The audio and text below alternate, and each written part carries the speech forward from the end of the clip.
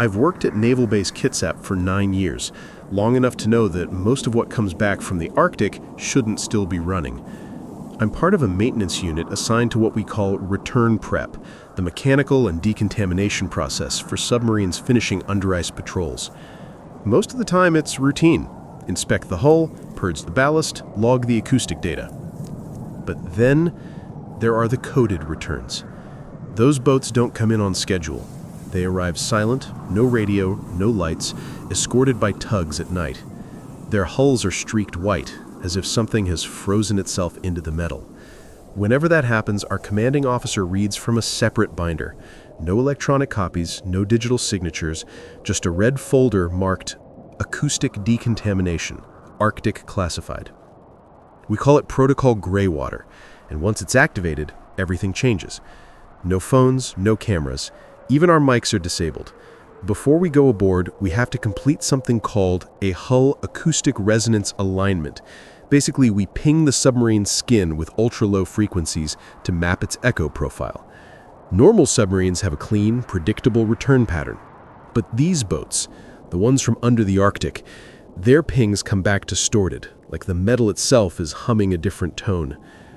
I remember the first time I noticed it. It was the USS Tallahatchie, an attack sub that had been under the ice for 6 months. When I tapped the forward hull plate, I could feel the vibration through my gloves, a faint rhythmic pulse, like a heartbeat echoing inside the steel. We ran the acoustic scan. The waveform looked wrong, as if something was singing back. One of the sonar techs leaned over and whispered, "You see that curve there? That's not machine interference. That's response behavior." He shouldn't have said that. An officer immediately shut him down. They told us to mark the section as attachment detected, then run the deharmonization sweep, a low-frequency counterping designed to dislodge non-resonant matter. When I asked what that meant, the senior chief just said, "You'll know when it's gone. You'll feel it leave." That night, the dock was quiet, just the sound of waves against the concrete. But as we powered up the sweep, the hull responded. Every monitor flickered. The ship emitted a tone so low it vibrated in our chest cavities. For a second, it sounded almost vocal. And then, nothing. The hull went silent. The readings normalized. Protocol Greywater was complete. The sub was cleared for standard maintenance, but no one celebrated.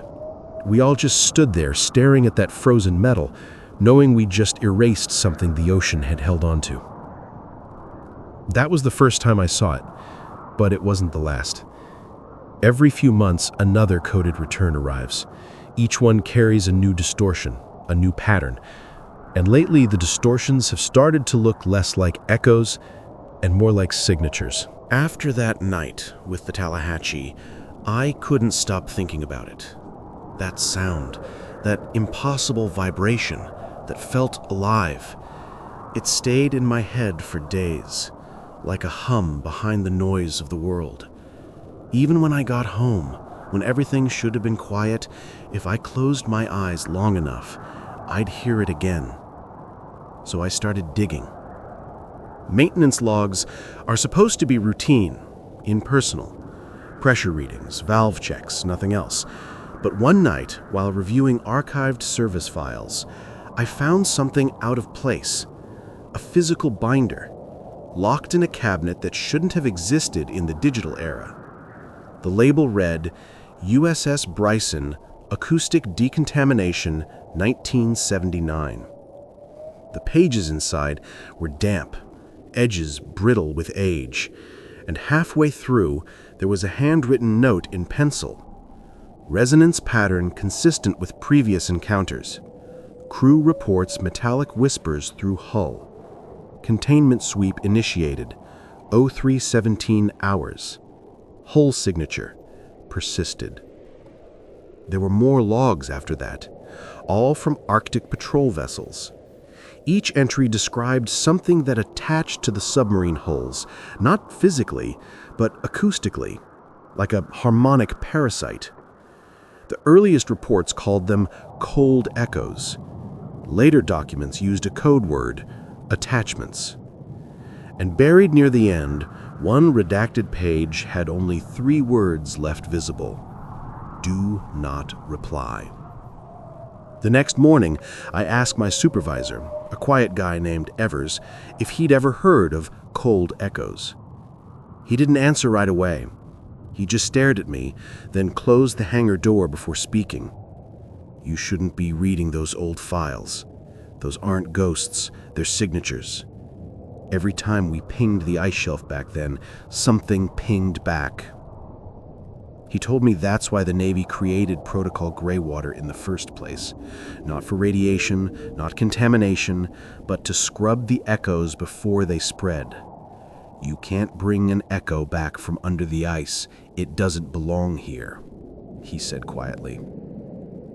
That night, the hum returned, louder now. I went to the dock alone. The Tallahatchie was still there, waiting for her final systems inspection. As I walked alongside the hull, I placed my hand against the metal again. It was vibrating, faint, rhythmic, but not random. I recognized the pulse. It was Morse code. I ran for my phone to record it, but stopped halfway. Something about the tone wasn't mechanical. It felt aware. The pings were spaced too deliberately, not SOS, not distress, but a call and response. It was answering something below. When I reported the anomaly, my access credentials were revoked the next morning. They said my terminal was under review. My badge no longer opened the hangar gate. Before I left, Evers caught up to me. He looked exhausted, pale, like someone who'd been listening to that hum for too long. He handed me a sealed envelope, no markings. Inside was a faded photograph of a submarine, dry-docked under floodlights, and beneath the hull, dark streaks spreading outward like veins. On the back, in the same handwriting as the 1979 log, it read, "Some attachments don't come off." For 3 days, I couldn't stop thinking about that Morse code hum. It didn't feel like a machine fault. It felt intentional, like something was calling through the hull. I still had my maintenance laptop. It shouldn't have worked outside base systems, but there was one local directory still open, /classified/logs/e mapping. Most files were empty placeholders, except one. It was labeled Echo Map 47 AK. When I opened it, a waveform filled the screen. Thin, symmetrical, like a heartbeat, repeating every 11.4 seconds. At first, I thought it was random sonar feedback, until I overlaid it with the pattern I'd recorded from the Tallahatchie. They matched perfectly. Every pulse, every pause, identical, 44 years apart. The file metadata said it originated from Project Frostline Division, a name I'd never heard before. So I started searching through older Navy archives until one reference finally appeared in a personnel list for an old Arctic detachment. Next to Project Frostline, in faded type, was a single name, Echo Mapping Division. There were no ranks, no titles, just a short description. Acoustic pattern analysis for non-terrestrial harmonics. That stopped me cold. Non-terrestrial? The Navy doesn't throw that word around lightly. And then something even stranger. Attached to the bottom of the file was a single scanned memo. If acoustic anomalies persist beyond 90 days post-mission, decommissioned vessel. Do not record final ping. I didn't sleep that night. Every time I shut my eyes, I'd hear the pulse again. Not just in my head, through the walls, through the pipes. It was spreading. The next morning, I got a message from an encrypted account. No sender ID, no signature. Just a single line. You're not supposed to listen to what listens back. I drove back to Kitsap before dawn. Security was tighter than I'd ever seen it. Armed MPs at the dock, classified maintenance zones taped off. Someone had ordered the Tallahatchie into full quarantine. Through the fog, I saw her silhouette. Massive, motionless, but underneath her, The water wasn't still. It rippled outward like something below was breathing. A low tone reverberated through the pier, deep, harmonic, like an underwater choir. Then, from the ship's comms array, a faint transmission crackled through the static. My name. Twice. Slow. Clear. Hawthorne. Hawthorne. The same rhythm, the same cadence as the Morse code hum, but this time it wasn't coming from below, it was coming from inside the hull. I ran. Didn't even look back until I hit the perimeter gate. That's when I saw Evers again, standing by the guard shack waiting.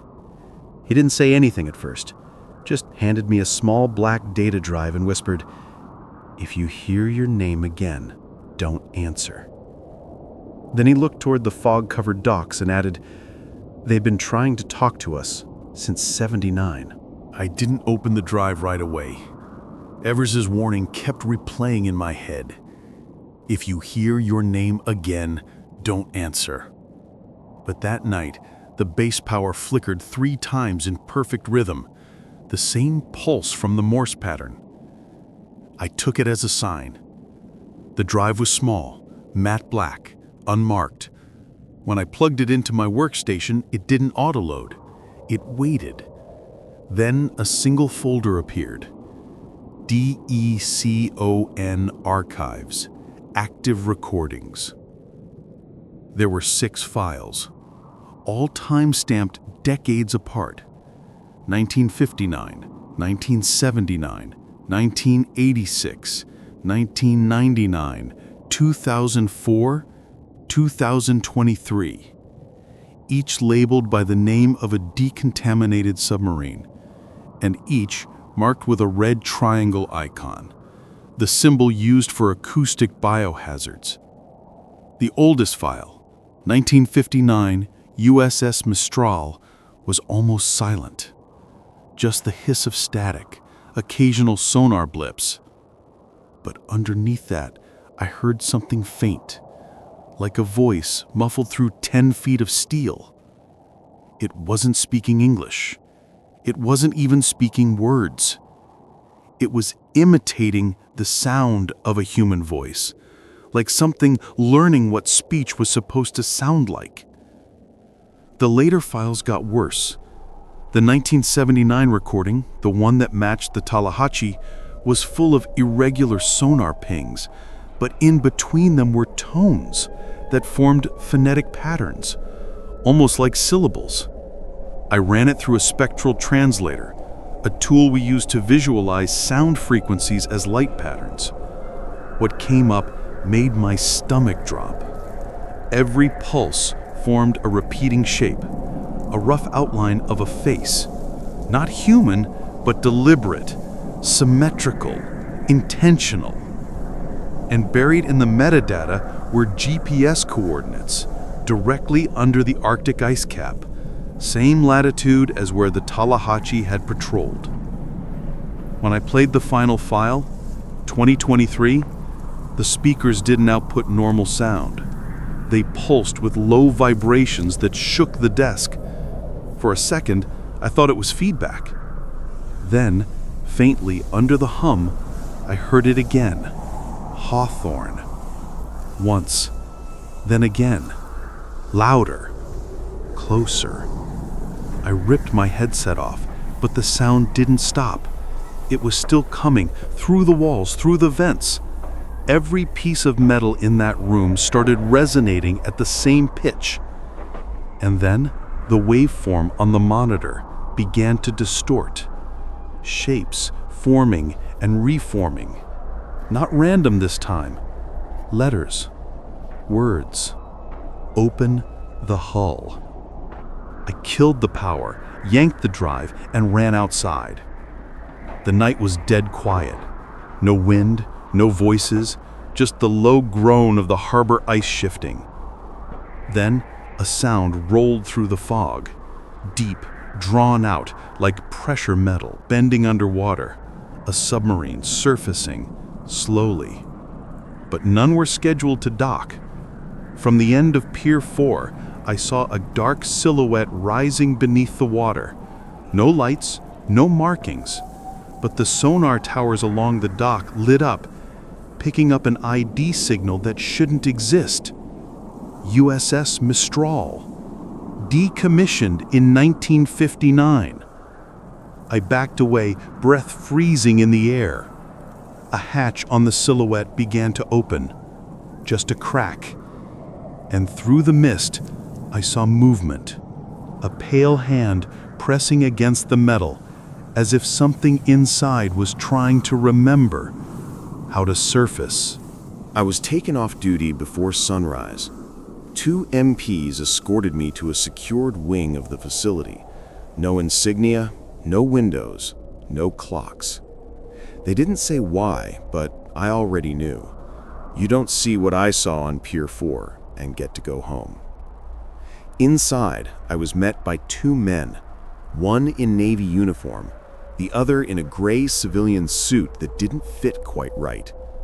The suit did most of the talking. He slid a thick binder across the table. Stamped on the cover, Surface Protocol, Revision 9. You've interacted with an unverified acoustic entity, he said flatly. You will undergo evaluation before release. I didn't respond.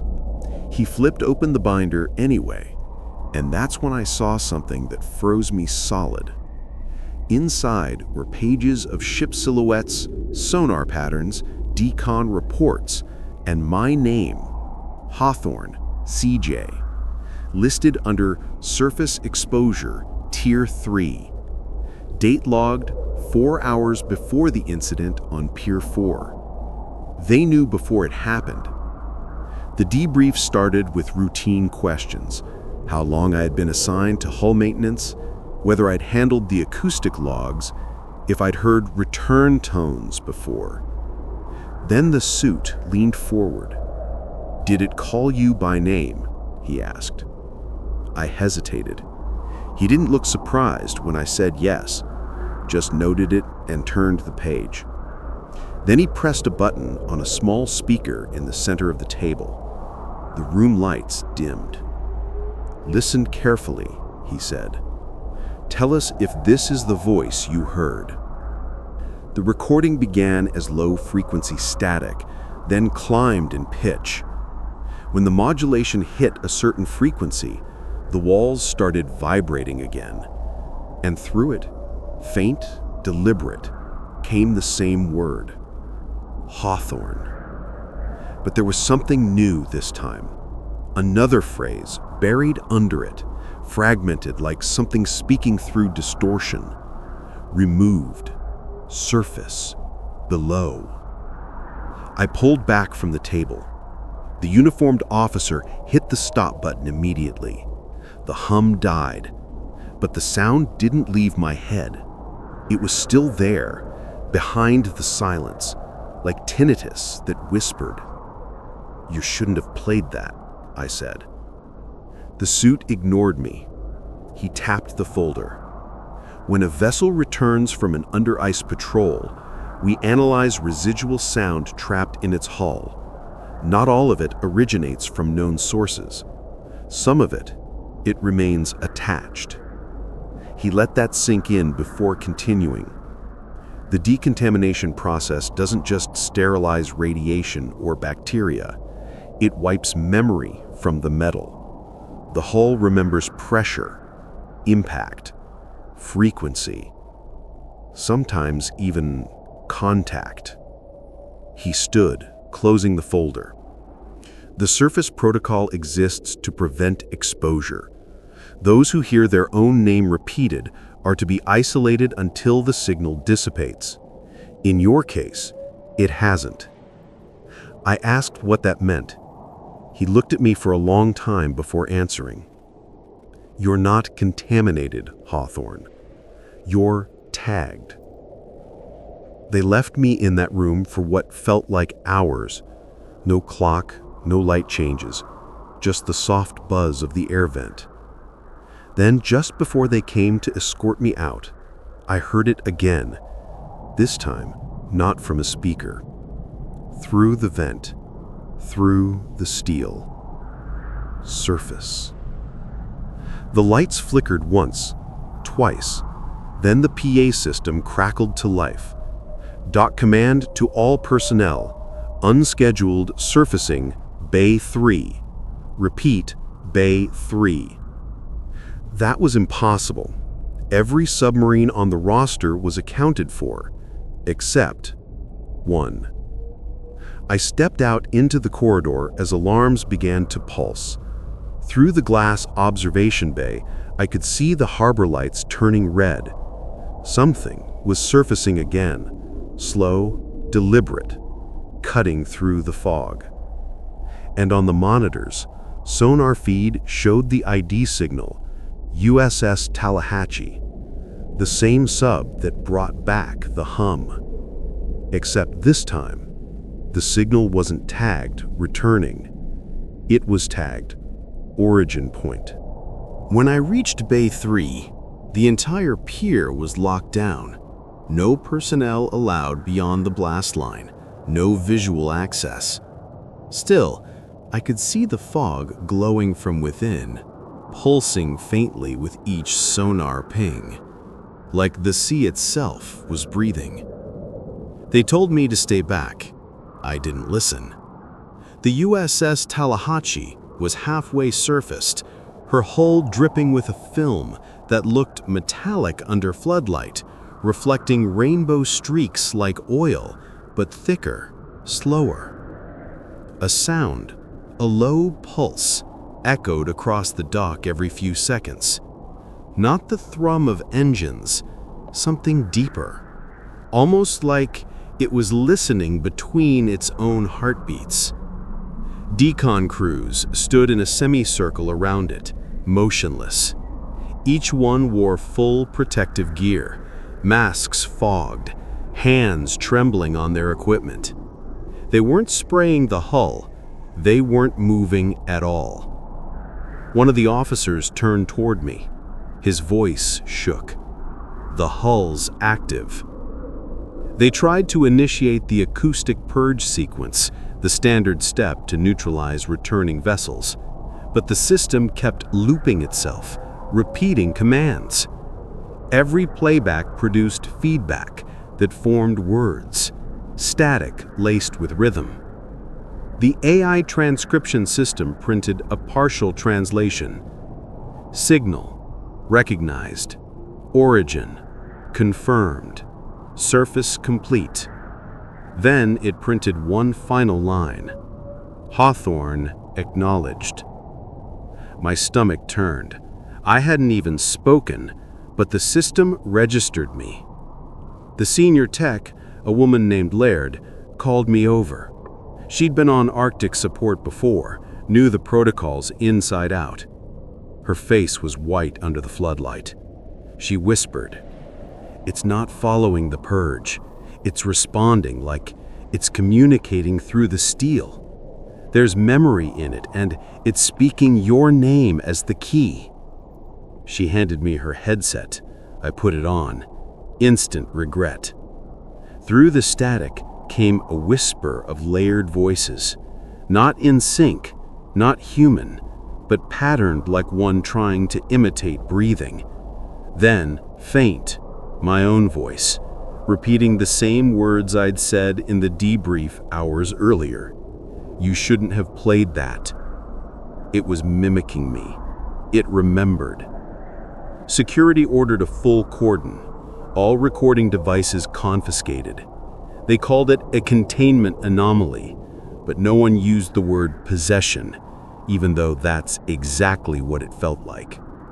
The Tallahatchie wasn't a vessel anymore.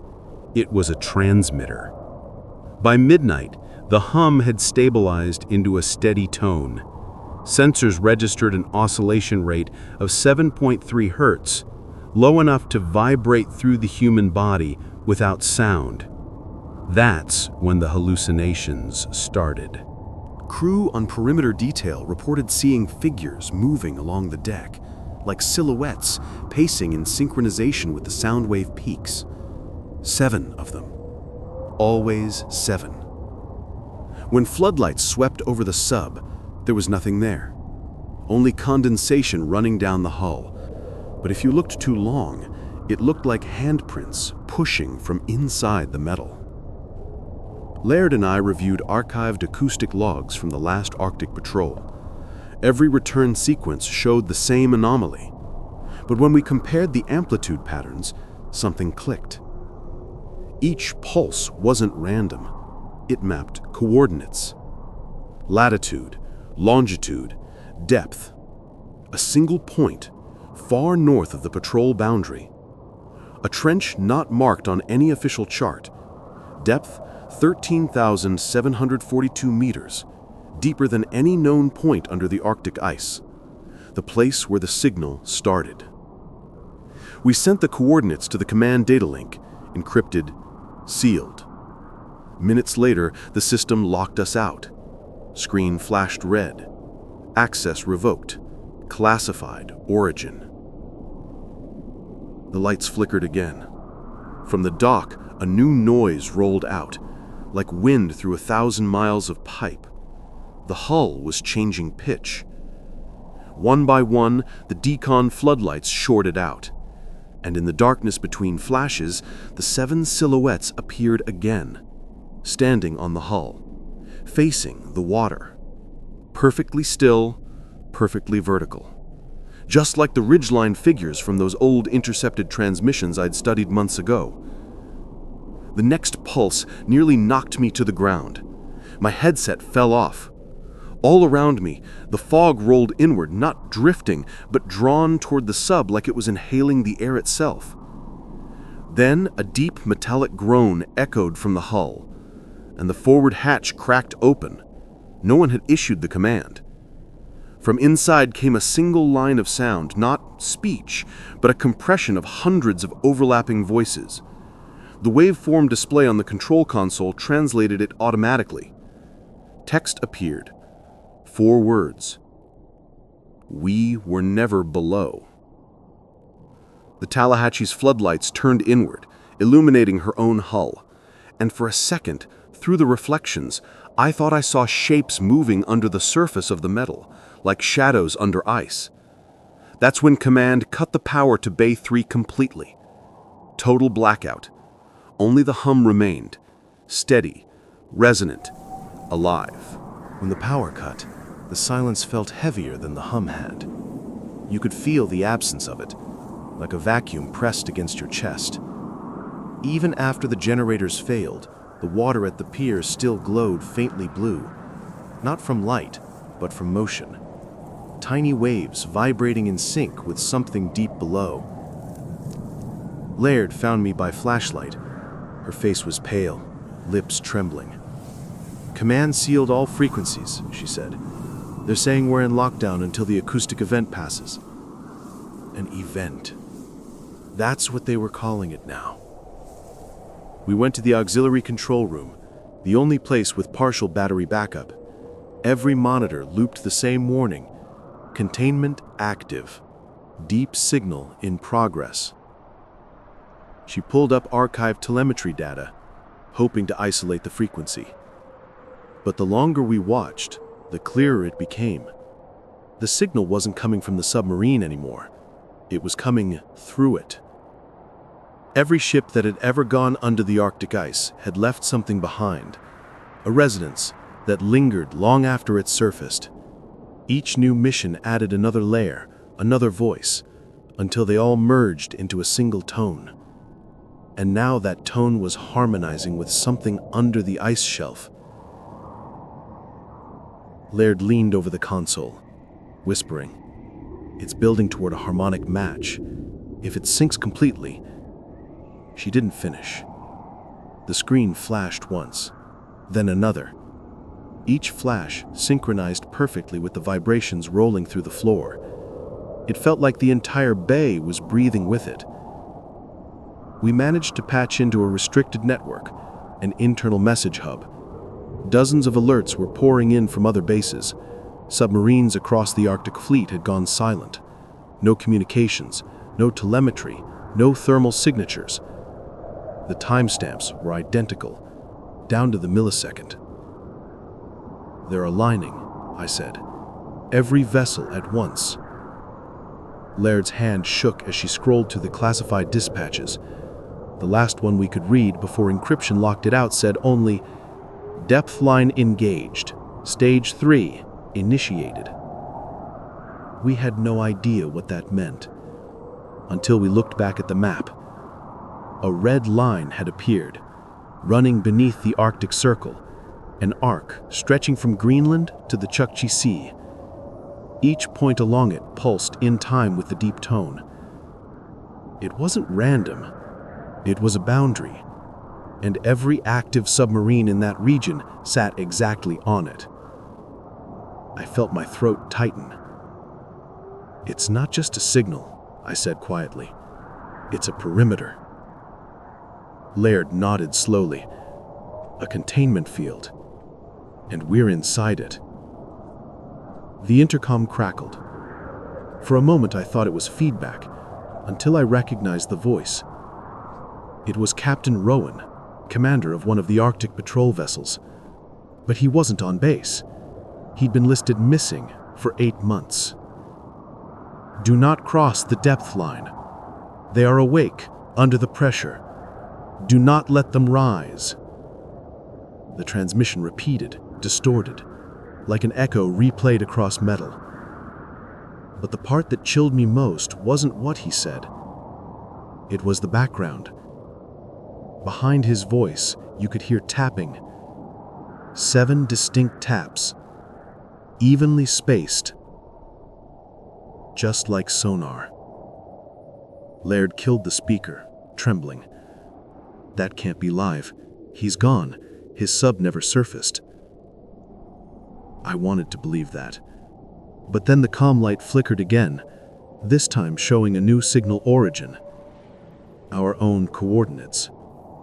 The message was being transmitted from us. The system console began to vibrate, not from sound, but resonance. On-screen text auto-generated from the noise pattern. Each line typed itself slowly as though dictated. "Depth line maintained. Surface restriction active. Pressure memory integrity critical." Then a pause. The next line printed one letter at a time. "Do not decompress." A low rumble shook the floor. Out at the dock, the Tallahatchie's hull began flexing, plates bending inward, then outward, like lungs gasping in slow motion. We backed up as the fog thickened. From the surface of the water, faint lights began to rise, soft blue orbs drifting upward through the mist. For a second, they looked almost beautiful. Then the nearest one pulsed, and the vibration hit so hard my vision blurred. Laird clutched her ears and screamed. Over the den, through the glass, I saw them again. 7 vertical shadows standing on the water, not floating, standing, motionless, facing the base. Every instrument flatlined, every light turned red. And in the dark between pulses, I finally realized what the depth line really was. Not a boundary, a seal. Something was supposed to cross it. But something had. The emergency klaxon didn't sound like an alarm. It sounded like the ocean exhaling through metal lungs. The red light strobed once, then dimmed, leaving the base in a dull amber haze. Laird and I stood by the console, both staring at the same line repeating across the screen. "Do not decompress." But the deeper systems had already triggered the sequence. Hydraulic locks disengaged, hatches sealed automatically, and the base entered what the logs called surface protocol. None of us had ever heard of it before. We could hear the sea pressure changing outside the hull, not like waves, but like the weight of something shifting position miles beneath us. Every few seconds, there was a deep, drawn-out groan that reverberated through the structure. It wasn't metal fatigue. It was response. Laird found a manual override key in a locked panel, an old brass tag labeled 1959 Emergency Containment Authorization. It looked older than the base itself. She turned to me. "This isn't to save us," she said quietly. "This is to keep something in." As the decontamination bay flooded with backup power, the inner monitors flickered on. Rows of sonar data streamed across them, live readings from the Arctic fleet. One by one, the subs that had gone silent reappeared on the map. But they weren't moving, they were drifting upward.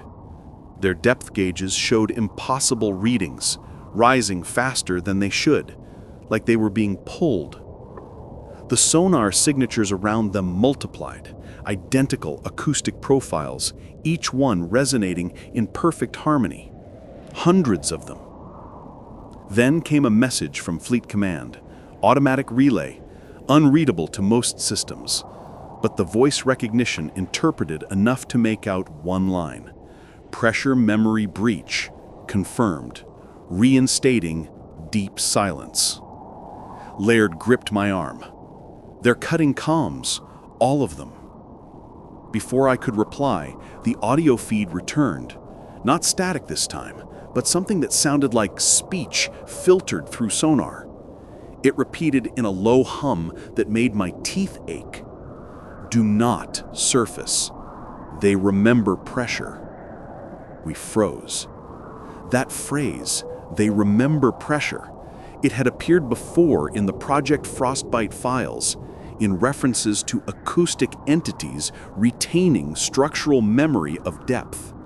It wasn't metaphor, it was literal. Something below had adapted to pressure the way we adapt to air. And when vessels broke surface tension, some part of it came with them. That's what we'd been cleaning. That's what those attachments were. The bay trembled again. Through the observation glass, the Tallahassee's hull began to ripple, like heat over water, except underwater. The acoustic mics lit up with signatures inside the sub. At first, faint, then escalating, multiple returns, multiple heartbeats. The system began running a protocol I'd never seen before: hull separation initiation. It was decomposing the ship piece by piece, not to destroy it, but to release what was inside. The intercom sparked once more, a familiar voice this time. It was Chief Harland from Dry Dock Control. "You two still in there? You need to move now, the containment field's collapsing." Laird hit the override. "We can't leave. It's still active in the water." There was a pause, then Harlan's voice, quieter. "We know. That's why surface protocol exists. You don't want to be here when it resets." The next minute unfolded like a dream. The base shuddered. The pressure alarms maxed out. Somewhere above us, the surface opened, a massive release valve, letting ocean water surge upward like a reverse waterfall. The roar was deafening. Then came the silence. Not absence of sound, total, suffocating stillness. Every vibration stopped. Even the floor beneath us felt weightless. Then, faintly, from somewhere deep below, I heard it. The same 7-tone sequence from every Arctic transmission. Slow, deliberate, rising in pitch. And I finally understood. It wasn't a warning. It was a heartbeat. The power surged one last time. Screens flashed white. All systems reset to baseline. Status report. Surface protocol complete. Pressure memory purged. But the water outside was still glowing. Pale blue veins pulsing along the seabed, reaching outward, branching like roots. Laird whispered, barely audible, "It's spreading." I turned to the comms terminal. The signal log was wiped clean, except for one unsent transmission. cued automatically by the system. Depth line re-established. Await next cycle. And the timestamp? It was dated 20 years from now. We never surfaced. At least, not as far as command knows. They sealed the base and classified everything above top secret. Official report? Electrical malfunction, no survivors. But I still hear it sometimes, that low hum when I close my eyes. It's faint, like a memory trapped under pressure. And maybe that's all we are now. Echoes under the ice, waiting for the next vessel to drift too deep. If you're still listening, you probably understand why some ships are never logged as lost, only archived. Because sometimes what goes under the Arctic doesn't come back alone. YouTube thinks these stories are the best for you to uncover next. But remember, if you ever hear tapping beneath the ice, don't answer back.